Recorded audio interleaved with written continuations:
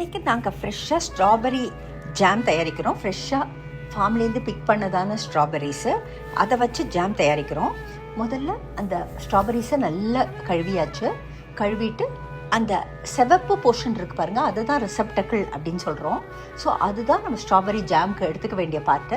அதை தனியாக எடுத்துகிட்டு அதை 4 பீஸாக கட் பண்ணுறேன். மேலே இருக்கக்கூடியதான அந்த க்ரீன் கேப் மாதிரி இருக்கே, அதை கேலிக்ஸ் ஆர் ஹல் அப்படின்னு சொல்கிறோம் இல்லையா. ஸோ அதை தனியாக எடுத்து அதை டிஸ்கார்ட் பண்ணிவிட்டு இந்த ரிசப்டக்கிள் போர்ஷனை மாத்திரம் 4ஆக கட் பண்ணுறேன். கட் பண்ணி இது எல்லாத்தையுமே அப்படியே ஒரு உலோக வடிகட்டியில் போட்டு நல்ல டேப் வாட்டரில் அதை 2 வாட்டி நல்லா கழுவிட்டு ஒரு பெரிய பாத்திரம், கொஞ்சம் ஜாம் செஞ்சால் கூட ஒரு பெரிய பாத்திரமே எடுத்துக்கலாம். நான் ஒரு பெரிய நான்ஸ்டிக் பாத்திரம் எடுத்திருக்கேன். அதில் இந்த கழுவி வச்சதான அந்த ஸ்ட்ராபெரி போர்ஷனை போடுறேன், ரிசப்டக்கிள் போர்ஷனை போடுறேன். ஒரு சிட்டிகை உப்பு சேர்க்குறேன். அது சுகரை தூக்கி காமிக்குங்கிறதுனால நான் ஒரு குவான்டிட்டி ஆஃப் ஸ்ட்ராபெரிக்கு 3/4 குவான்டிட்டி ஆஃப் சுகர் தான் சேர்த்துருக்கேன். அதோ ட்ரெடிஷ்னல் ரேஷியோ 1:1 இருந்தால் கூட நாங்கள் பிக் பண்ணதான ஸ்ட்ராபெரிஸ் ரொம்ப பழமாக இருக்கிறதுனால 1:3/4 ரேஷியோவில் தான் நான் சர்க்கரை சேர்த்துருக்கேன். அதுக்கப்புறம் ஃப்ரெஷ்ஷாக கட் பண்ணதான லெமன், அந்த லெமனோட ஜூஸை இதுக்கு நல்லா அப்படியே புழிஞ்சிட்டு ஜஸ்ட்டு ஒரு 50 ml அளவு வாட்டர், இது ஸ்டிக் ஆகாமல் இருக்கும். ஸோ அதனால் இதுக்கு இதை போட்டுட்டு அப்படியே நல்லா கலந்து விட்டுட்டு அது ஒரு மூடி போட்டு மூடிடுறேன்.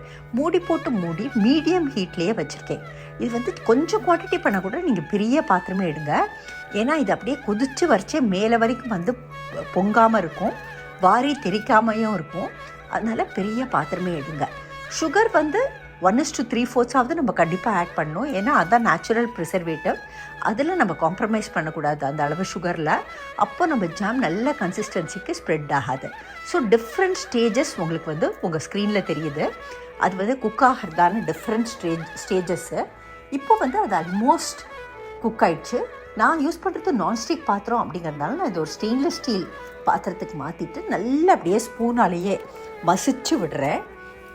ஸோ தட் நான் மசிச்சு விட்டேன்னாக்கா அது அப்படியே நல்லா அந்த ஸ்ப்ரெட்டபிள் கன்சிஸ்டன்சிக்கு வந்துடும். நீங்கள் கொஞ்சம் நிறையா குவான்டிட்டி பண்ணிங்கனாக்கா மேஷர் கூட போட்டுக்கலாம். இதை திருப்பி நான் பேனுக்கு போட்டுட்டு ஜஸ்ட்டு ஒரு லோ ஹீட், மீடியம் ஹீட்லேருந்து லோ ஹீட் மாற்றிட்டு ஒரு 3 minutes அளவு கலரிக்கேன். டோட்டலாக எனக்கு இந்த ப்ராசஸ் about 40 minutes ஆச்சு.